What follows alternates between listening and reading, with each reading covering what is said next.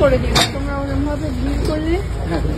আমার রিয়া টায়ার, আমার জামাই, ওদের সব বন্ধুরা বাচ্চারা এসেছে। থ্যাংক ইউ, তোমরা এসেছো।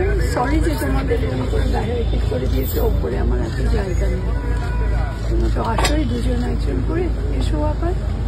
রিয়া সব একলা করেছিল সকালবেলায়, বাবাকে অন্যভাবে দেখে আমরা যত তাড়াতাড়ি পারি চলে এসেছি দিল্লি থেকে। আর কি বলবো, আমাদের জীবনটা একটু বদলে যাবে, যে চালাতো আমাদের জীবনটা সে চলে যাবে। শেষ সময়ে কাছে থাকতে না পারাটা কতটা খারাপ লাগার? তোমার মা, তোমার বাবা, ওনার মা বাবা চলে গেলে যেমন খারাপ লাগে আমাদের।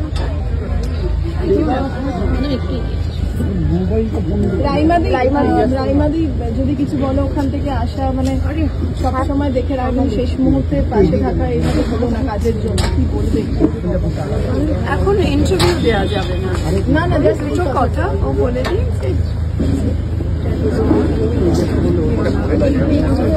রাইমাদি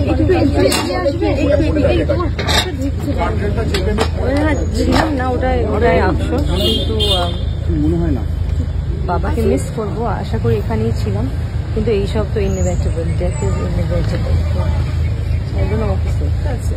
ঠিক আছে, এই সময় কিছু বলা যায় না প্রেসকে, ইমার্জেন্সি হিসেবে দাঁড়িয়ে নেই আমরা।